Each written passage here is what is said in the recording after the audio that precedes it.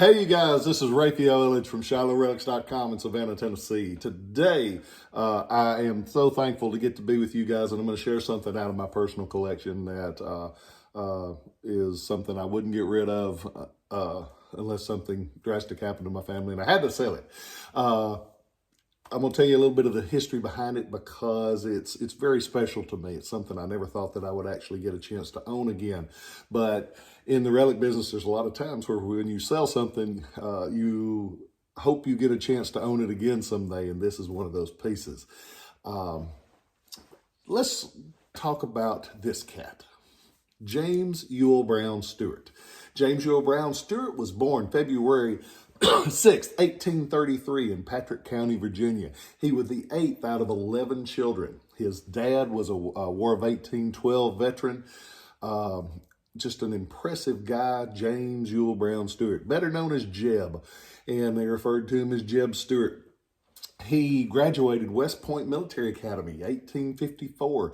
He was the 13th out of 46 graduates that year, but he was one that would go on to arguably as much or more fame than anybody else in that class. He actually went back,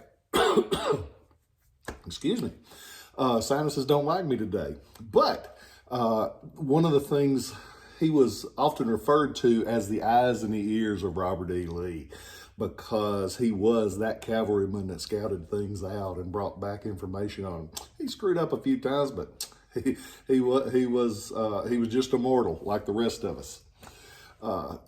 This was his personal tactics manual, and it says on there, Jeb Stuart. And this book was actually given by his wife to the Jeb Stuart camp of Confederate veterans. Before they were the United Confederate Veterans, they were referred to as the Confederate Veterans. This says CV, so Confederate Veterans, not UCV. It's early. But she gave it to that camp at the time. And when the camp disbanded, it was given to a private citizen in Virginia. And it traveled through several different hands.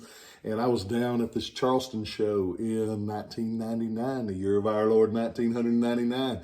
And I sat up at the show, and there's this guy next to me, and he's selling poetry books that Stuart had written.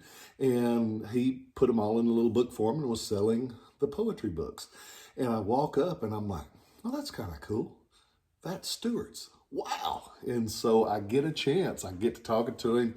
And it was a chunk of money at the time. I really didn't know who I was going to sell it to, what was going to happen with it. But there's some times in the relic business when you see it, and you know if you walk away from that table, you ain't going to get it again. So I bought it, and I get it back home and find a friend of mine. I write it up and put it on my mail order list. It was for the internet. We were doing mail order lists, and I wrote it up as my first item on my mail order list, and I send it out. And a friend of mine, a really good friend of mine, Frank DeVito up in Virginia. You might have heard me mention Frank a couple times. Frank calls and he says, I need that. And I'm like, yes, you do. And so I get it up to him. And when I got my feet kind of under me, I would always ask him, I said, well, you ready to sell me that manual back? And probably 15 or 16 years later, after asking him, basically every time we would get together, I would ask him, are you tired of Stuart's manual yet? He looked at me, and he had been diagnosed with cancer by that time. And he looks at me and he says, you'll never buy that manual, but you'll own it. And so I shut up, and we were friends up until the day he died, and just a true friend of mine. He was one of those guys, when you get into the relic business, sometimes the guys that are in it, they are, with anything, they don't like new people getting in it, and they're not very nice to you. But Frank was. He went out of his way to help me every chance he got. This is Frank. I love you, Frank. If you're looking down here, I'm proud to call you my friend. But he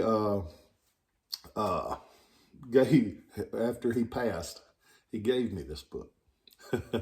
And I'm so thankful to have it. And it's one of the first things when people come into the office. I don't have a storefront anymore. But if it's a friend of mine, they come into the office, I show it to them because I'm so proud of it. And I'm proud that somebody thought enough of me to give it to me. But this was actually Jeb Stuart's. It was on his person, and it's got the pull-out diagrams like this.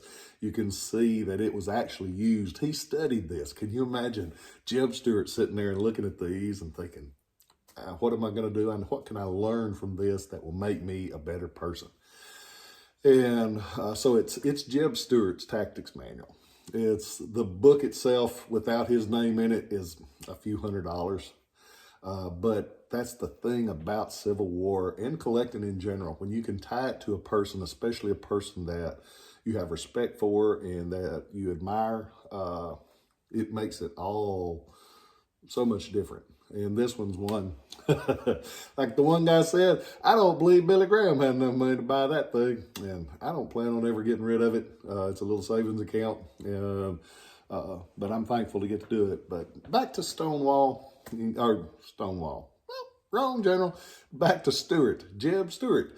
Stuart was something else. He come in and he was flashy. He had his high boots and he had his gray cape with the red lining in it, and he had his hat like that with the plume the ostrich plume going out the side. He carried a LeMat revolver, and I just happen to have two LeMats. Ha ha! Don't get to see those that often. But the LeMats, made in England and Paris, they brought them over, fired 9 shots from the regular cylinder, 63 caliber shotgun blast on the underside of the barrel for a last line of defense. He carried one of these. He was a bad mofo, and that's a technical term in case y'all didn't know it, but he was something else. And he was, like I said, referred to oftentimes as the eyes and ears of Lee. On May 11th, 1864, he was up against the Union forces at Yellow Tavern, Virginia. And there was a dismounted cavalryman from the 5th Michigan, a fellow named John Huff. He was a 44-year-old private. And sometimes somebody you ain't never heard of can mess your day up and get a little piece of fame purely by accident.